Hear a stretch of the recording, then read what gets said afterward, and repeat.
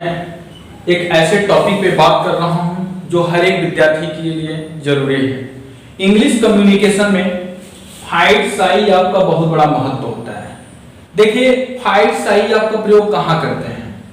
जब वाक्य में जी चुराने की बात आ जाए, जब वाक्य में जी चुराने की बात आ जाए तो उस स्थिति में हम फाइट साई आपका प्रयोग करते हैं, यानी वर्ब के साथ जी चुराना आता है। जैसे एग्जाम्पल में बोलूं कि मैं अंग्रेजी पढ़ने से जी चुराता हूं, तुम 2 घंटे से कार्य करने में जी चुरा रहे हो, वह आगरा जाने से जी चुरा रही होगी, तुम गंगा जी में स्नान करने में जी चुरा रहे थे। तो ऐसे जब वाक्य में जी चुराना आ जाए तो उस स्थिति में हम फाइट साई आपका प्रयोग करते हैं। ये बात समझ में आई कि फाइट साई आपका प्रयोग कब करते हैं? जब वाक्य में जी चुराना आ जाए तो उस स्थिति में हम फाइट साई आपका प्रयोग करते हैं। अब फाइट साई आपका प्रयोग करते कैसे हैं तो उसका स्ट्रक्चर जानना कि पहले हम सब्जेक्ट लिखते हैं, फिर आप जो टेंस होगा, यदि प्रेजेंट कंटीन्यूअस टेंस का होगा तो प्रेजेंट कंटीन्यूअस की हेल्पिंग वर्ब डालेंगे, फ्यूचर परफेक्ट की होगी तो फ्यूचर परफेक्ट की हेल्पिंग वर्ब। यानी कहने का अभिप्राय मेरे दोस्तों ये है कि ये जो हेल्पिंग वर्ब है ना, जिस टेंस का वो वाक्य होगा उसकी हम हेल्पिंग वर्ब यहां पे लिखेंगे। ओके, फाइट साई अब जो है सिर्फ हम फाइट को चेंज करते हैं, यानी टेंस के अनुसार हम हेल्पिंग वर्ब और फाइट को चेंज करते हैं। फाइट के फॉर्म होते हैं, फाइट फर्स्ट फॉर्म में है, फाट सेकंड फॉर्म में है, फाट थर्ड फॉर्म में है और फाइटिंग फोर्थ फॉर्म में है। ओके, फाइट, फाट, फाट, फाइटिंग, फाइट्स, तो ये फॉर्म होते हैं। तो जो टेंस के अकॉर्डिंग जो रूल कहता होगा उसके आधार पर हम हेल्पिंग वर्ब और उसके आधार पर ये फाइट को चेंज करते हैं। साई आपको नहीं चेंज करते हैं, चेंज सिर्फ किसको करते हैं? इतना को करते हैं, हेल्पिंग वर्ब और फाइट को चेंज अकॉर्डिंग टेंस, यानी टेंस के अनुसार परिवर्तन किया जाता है। ठीक है, और देखिए इस वाक्य में हमेशा वर्ब की 4 फॉर्म लगाई जाती है। यहां ध्यान देने वाली बात है, यहां और यहां पे ये भी एक तरफ से वर्ब का ही काम करता है, तो ये चेंज होता है टेंस के अनुसार, और ये कोई भी टेंस होगा हमेशा वर्ब की 4 फॉर्म लगाई जाती है। तो याद रखिएगा, कभी भी जैसे मान लीजिए एक एग्जांपल है कि तुम स्कूल जाने से जी चुरा रहे हो। सपोज करिए आपके सामने एग्जांपल है, तुम स्कूल जाने से जी चुरा रहे हो। अगर वाक्य की बात करें तो ये किस प्रकार का वाक्य है? तो अफर्मेटिव सेंटेंस। किस टेंस का वाक्य है? तो प्रेजेंट कंटीन्यूअस टेंस का वाक्य है। और आप टेंस में पढ़े होंगे कि प्रेजेंट कंटीन्यूअस टेंस में वर्ब की आईएनजी फॉर्म प्रयोग करते हैं।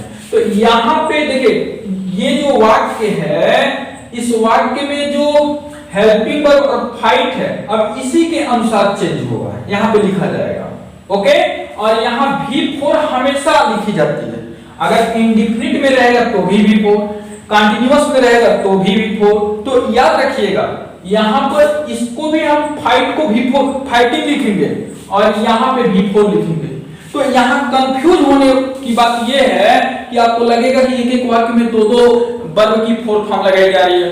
तो यहां समझना है आपको, ये हमेशा V4 लगती है। जब 2-4 एग्जांपल क्लियर किए जाएंगे समझ में आ जाएगा। तो पहले क्या लिखते हैं? सब्जेक्ट, फिर हेल्पिंग वर्ब, फिर फाइट साई ऑफ, उसके बाद V4, फिर उसके बाद ऑब्जेक्ट, ऑब्जेक्ट में अदर वर्ड आ जाएंगे। ओके, चलिए बनाने का जो नियम होता है सब टेंस के अनुसार होता है। तो पहले हम क्या लिखेंगे? सब्जेक्ट। इस वाक्य में सब्जेक्ट कौन है? तो तुम, तो तुम, यू। अब इसके आधार पे हम हेल्पिंग वर्ब लगाएंगे। तो इस टेंस की हेल्पिंग वर्ब क्या होती है? इज एंड आर होती है ना, इज एंड आर होती है। तो ही, सी, इट और एक वचनकर्ता के साथ हम इज का प्रयोग करते हैं। आई के साथ हम एम का प्रयोग करते हैं, यू, वी, दे और प्लूरल जो कर्ता होते हैं उसके साथ हम आर का प्रयोग करते हैं। तो यहाँ पे यू क्या है, प्लूरल करता है, तो इसके साथ देखिए हेल्पिंग वर्ब लगाना है, तो यहाँ पे क्या रखेंगे, आर रखेंगे, यू आर। अब यहाँ पे फाइट है ना, तो कंटीन्यूअस में क्या होता है, वर्ब में आईएनजी जोड़ते हैं, तो फाइट का क्या लिखेंगे, फाइटिंग, फाइटिंग। उसके बाद हम लिख देंगे साई ऑफ, उसके बाद V4 लिखेंगे, वर्ब, इसमें वर्ब क्या है, जाना, जाना वर्ब है, तो गो का क्या होता है, गोइंग, कहां जा रहा है, स्कूल, तो गोइंग टू स्कूल, ये आपका ट्रांसलेट हो जाएगा। तो यहां पे ध्यान देंगे, आपके दिमाग में आएगा यहां पे भी आईएनजी जुटा है, यहां पे भी आईएनजी जुटा है, तो यहां पे समझिएगा मेरे दोस्त, ये जो आईएनजी जुटा है ना, वह टेंस के अनुसार बनाया गया है। अगर टेंस कहता वर्ब की थर्ड फॉर्म लगाएंगे, तो यहाँ वर्ब की थर्ड फॉर्म लगाते हैं, वर्ब की सेकंड फॉर्म लगाइए तो वर्ब की सेकंड फॉर्म लगाते हैं, वर्ब की फर्स्ट फॉर्म लगाइए तो वर्ब की फर्स्ट फॉर्म लगाते हैं। लेकिन यहाँ पे हमेशा ये जो V4 है, हमेशा कोई भी टेंस रहेगा V4 ही लिखेंगे। That's clear. एक आध एग्जांपल और लेते हैं। राधा अपना कार्य करने से जी चुराती है। राधा अपना कार्य करने से जी चुराती है। देखिए वाक्य में जी चुराना आ जा रहा है ना, तो जब वाक्य में जी चुराना आ जाएगा तो फाइट साइन आपका प्रयोग करते हैं। ये स्ट्रक्चर आप बढ़िया से समझ लीजिएगा। तो सबसे पहले हम क्या लिखेंगे, सब्जेक्ट। सब्जेक्ट क्या है, राधा। अब राधा सिंगुलर सब्जेक्ट है और टेंस पहचानिए, टेंस कौन सा है, प्रेजेंट इंडेफिनिट टेंस का है, क्योंकि वर्ब देखिए टी है आ गया, तो प्रेजेंट इंडेफिनिट टेंस का अफर्मेटिव टेंस है। और सिंगुलर करता है ना, तो इसलिए जब सिंगुलर करता है तो यहाँ डू डज का हम प्रयोग नहीं करते हैं। अगर निगेटिव वाक्य रहता है तो हम हेल्पिंग वर्ब डू और डज का प्रयोग करते हैं कर्ता के अनुसार। तो हम डू डज का प्रयोग ना करके वर्ब की क्या, वर्ब में क्या करते हैं, यस या ईएस का प्रयोग करते हैं यदि कर्ता एक वचन का होगा, और कर्ता यदि बहुवचन का होता है तो वर्ब की फर्स्ट फॉर्म लिखते हैं। तो यहाँ पे देखिए हेल्पिंग वर्ब लिखी नहीं जाएगी, तो फाइट का क्या हो जाएगा, फाइट्स हो जाएगा। फाइट्स यहाँ पे क्या लिखेंगे, साइन ऑफ, उसके बाद आइए वर्ब में, वर्ब क्या है भाई, करने में, तो क्या हो जाएगा, साइन ऑफ डूइंग, डूइंग लिखेंगे। यहां देखिए कौन सा कार्य कर रहा है, तो अपना कार्य कर रहा है, तो अपने की अंग्रेजी हम क्या लिखेंगे, याद रखिएगा अपने की अंग्रेजी जब भी लिखी जाती है तो प्रोनाउन में आपको पढ़ाया जाता होगा कि पॉसेसिव प्रोनाउन, तो पॉसेसिव प्रोनाउन और एक होता है पॉसेसिव एडजेक्टिव। तो हमेशा याद रखिएगा ये पॉसेसिव एडजेक्टिव का काम करता है, और पॉसेसिव एडजेक्टिव के बाद तुरंत नाउन का प्रयोग करते हैं। तो राधा चूंकि फेमिनिन जेंडर है, फेमिनिन जेंडर के लिए हम सी लिखते हैं, सी का अपने, सी के लिए अपने की अंग्रेजी क्या लिखते हैं, हर। अगर मैस्कुलिन में रहता तो हिज लिखते हैं, फेमिनिन में रहता है तो हर लिखते हैं, तो क्या लिखेंगे, डूइंग हर वर्क, ये आपका हो जाएगा। देखिए यहां पे हमने क्या लिखा और यहां पे क्या लिखा, टेंस क्या है, प्रेजेंट इंडेफिनिट टेंस का अफर्मेटिव शब्द है, और प्रेजेंट इंडेफिनिट में वर्ब की फर्स्ट फॉर्म ही पढ़ते हैं। तो हमें यहां से लेना है, ये जो हो रहा है ना मेरे दोस्त, ये वो टेंस के अनुसार है। यहां देखिएगा ये टेंस के अनुसार रखते हैं, ये तो रूल है कि टेंस कोई भी होगा, कोई भी टेंस प्रेजेंट इंडेफिनिट से लगाए फ्यूचर परफेक्ट कंटीन्यूअस टेंस, कोई भी टेंस रहेगा हम V4 लिखते हैं। ये क्लियर। चलिए एग्जांपल और लेते हैं। राम और श्याम पिछले 2 दिनों से क्रिकेट खेलने से जी चुरा रहे हैं। याद ध्यान दीजिएगा, राम और श्याम पिछले 2 दिनों से क्रिकेट खेलने से जी चुरा रहे हैं। अब अगर इस वाक्य को पहले पहचाना जाता है कि वाक्य किस टेंस में जा रहा है, तो वाक्य कौन सा टेंस हो गया है? प्रेजेंट परफेक्ट कंटीन्यूअस टेंस का, क्योंकि इसमें समय आ गया है। पहचान देखिए, कंटीन्यूअस और परफेक्ट कंटीन्यूअस की सेम होती है, लेकिन कंटीन्यूअस में समय नहीं होता है, परफेक्ट कंटीन्यूअस में समय होता है। बस यही हम कॉमन चीज को ध्यान देना है कि परफेक्ट कंटीन्यूअस में समय दिया रहता है और कंटीन्यूअस में समय नहीं दिया रहता है। अगर यही समय को हटा दिया जाता तो वो प्रेजेंट कंटीन्यूअस में आ जाता। ध्यान दीजिए, पहला तो हम यहां पे पहले लिखेंगे, क्या लिखेंगे?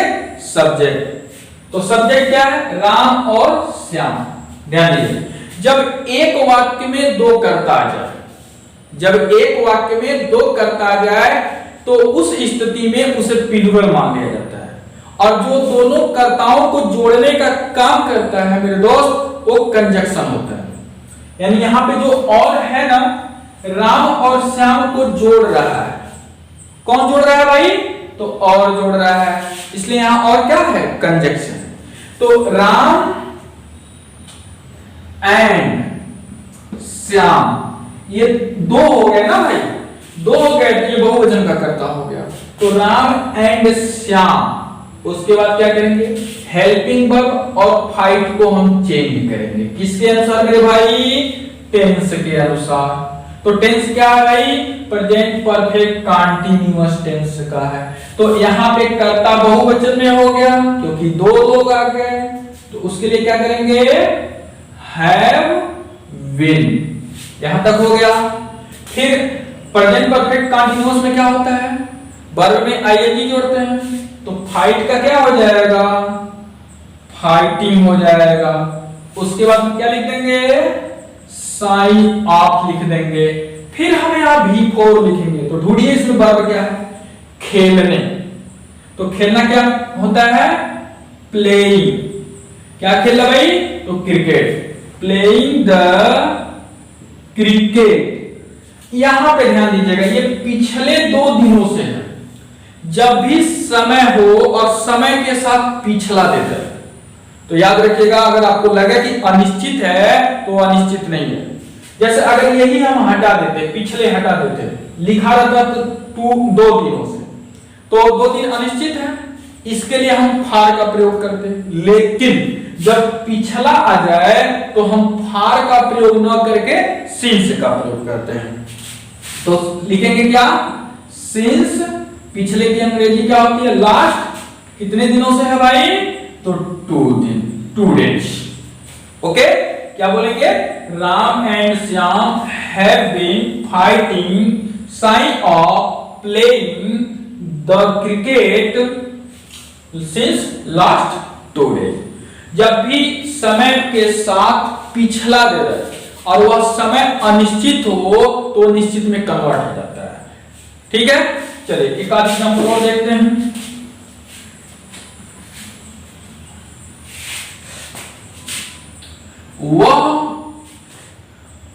वह गीत गाने से जी चुराती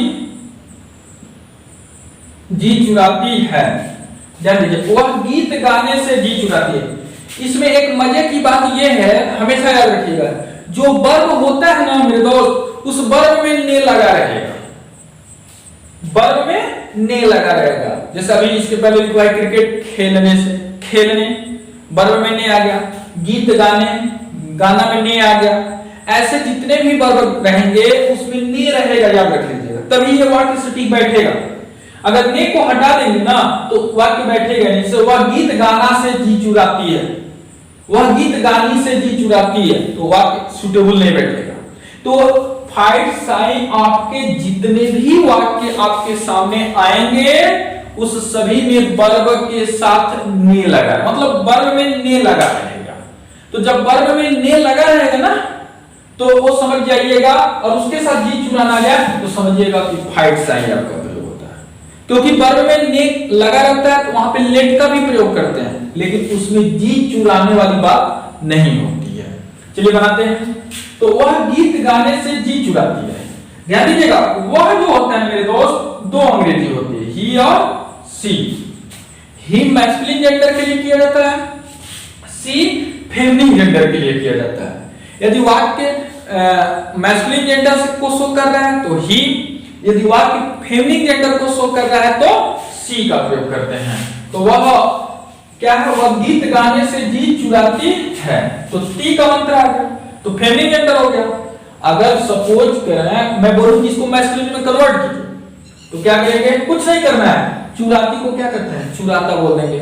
वह गीत गाने से जी चुराता है, बस हो गया। तो यहां पे क्या लिखेंगे, सी, उसके बाद ये अफर्मेटिव सेंटेंस है, तो सी हेल्पिंग वर्ब लगेगा नहीं। फाइट का क्या हो जाएगा, फाइट्स साइन ऑफ, उसके बाद वर्ब का फोर्थ फॉर्म गाने से, तो क्या लिखेंगे, सिंगिंग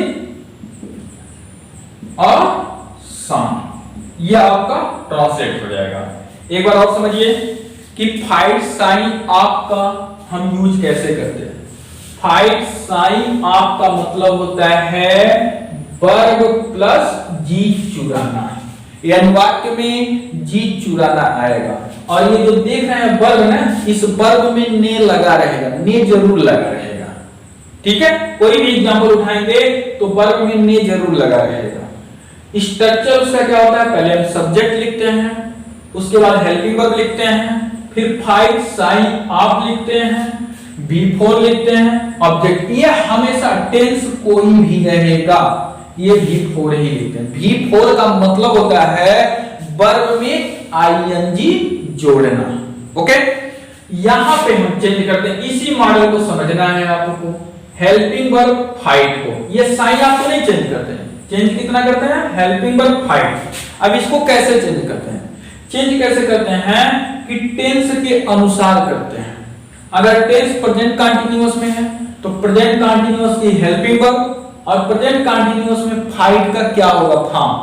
फाइट का जो कि फॉर्म होता है, फाइट का फॉर्म लिखते हैं, का फॉर्म तो होता क्या है, फाइट, फाट, फाट, फाइटिंग और फाइट्स। ये होता है फर्स्ट फॉर्म, ये सेकेंड फॉर्म, ये थर्ड फॉर्म, ये फोर्थ फॉर्म और ये फिफ्थ फॉर्म होता है। तो जहां टेंस के अनुसार मांगता है वहां पे हम उसका यूज करेंगे। सपोज करिए कोई प्रेजेंट परफेक्ट टेंस का एग्जांपल उठाया, उसमें क्या बोलता है, वर्ब की थर्ड फॉर्म, तो इससे हमें नहीं लेना मेरे दोस्त, यहां पे हमें चेंज करना। फाइट का क्या लिख देंगे, फाट लिख देंगे। बाकी जो वर्ब उस वाक्य में रहेगा जिसमें ने लगा रहेगा, उसको हम वर्ब में आईएनजी जोड़ेंगे। तो subject, helping verb, fight, sign of plus V4 plus object. तो हम इस तरह से एग्जांपल्स अपने मन से स्वयं बनाने की ज्यादा से ज्यादा कोशिश करेंगे। यदि आपको मेरा वीडियो अच्छा लगे तो आप मेरे वीडियो को शेयर करें, सब्सक्राइब करें और लाइक करें, ताकि आप लोग के द्वारा मेरा मनोबल और बढ़ सके और भी मैं आपको बेहतर से बेहतर टॉपिक की जानकारी दे सकूं।